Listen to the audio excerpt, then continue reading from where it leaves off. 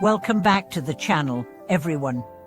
It's an honor to have you here for another exploration into the heart of spiritual practice. Today, we are diving into a concept that may sound simple, but carries profound depth: mindful protection. What does it mean to protect the mind? How can guarding our thoughts and emotions transform our inner world and ultimately our lives? And more importantly, why is this practice one of the most overlooked yet essential elements of real spiritual growth? If you've ever felt overwhelmed by thoughts, caught in cycles of negativity, distracted by the noise of daily life, or pulled in 100 directions by your emotions, then today's discussion is for you.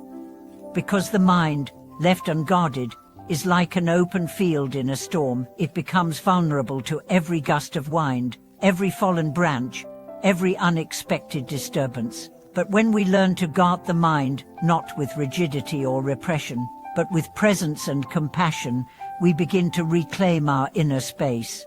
We begin to shift from reaction to response, from chaos to clarity, from autopilot to awakening. Let's begin by defining what mindful protection is not. It's not about suppressing thoughts.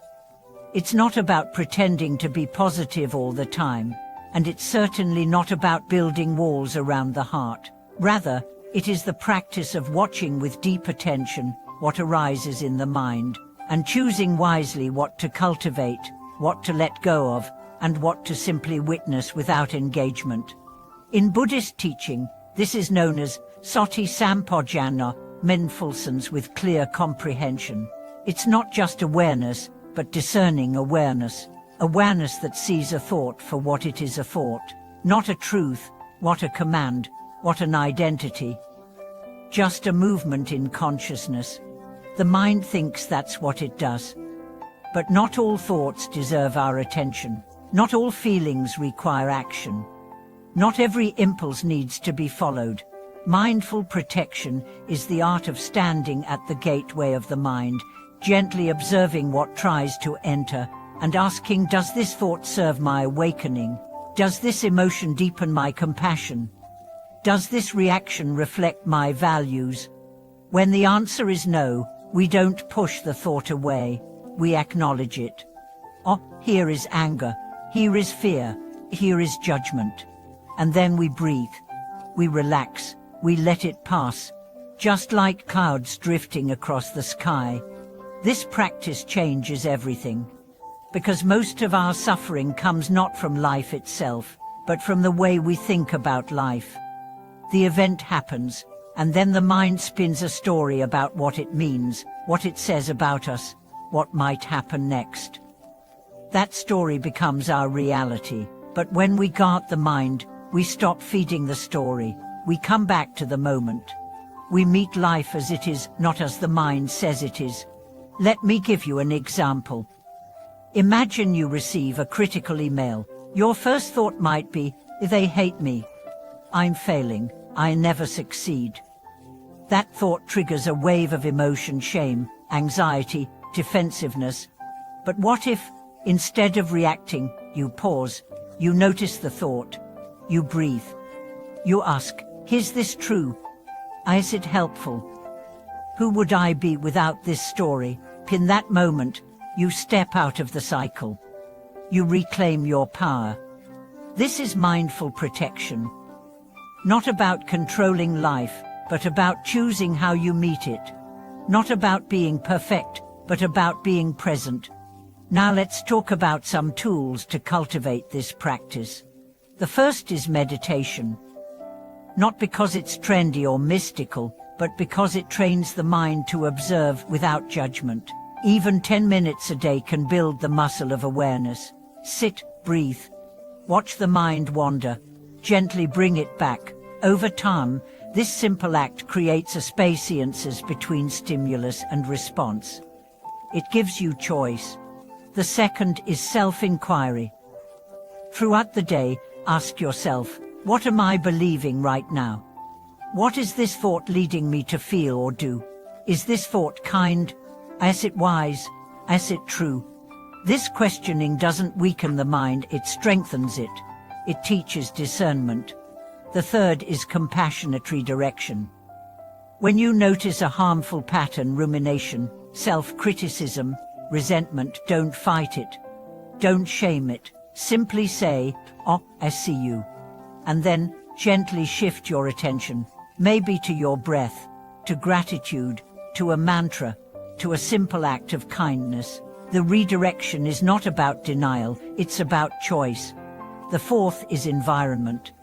Just as we protect our physical bodies with clean air, nutritious food and safe spaces, we must protect the mind with healthy input. What you read, watch, listen to, and surround yourself with matters. Garbage in, garbage out. Wisdom in, wisdom out. The fifth is presence. Come back to the body, to the senses, to now. The mind often wanders to past regrets or future fears, but the only place transformation happens is here. So feel your feet. Hear the sounds around you. Taste your food. Look into someone's eyes. Let the sacredness of the present moment be your refuge. And finally, patience. This is not an overnight practice. You will forget. You will fall. The mind will spin stories again and again. But each time you return, you deepen the path. Each moment of awareness is a seed, and seeds, with time and care, grow into trees that offer shade and fruit, not only for you, but for all beings. Let me tell you a story. A student once asked a master, "How do I stop the mind from wandering?" The master smiled and said, "You don't. You notice it wandered, and you come back, again and again." That is the practice. And that's the truth. The mind wanders, the heart forgetteth, but awareness remembers, and that remembrance is what heals.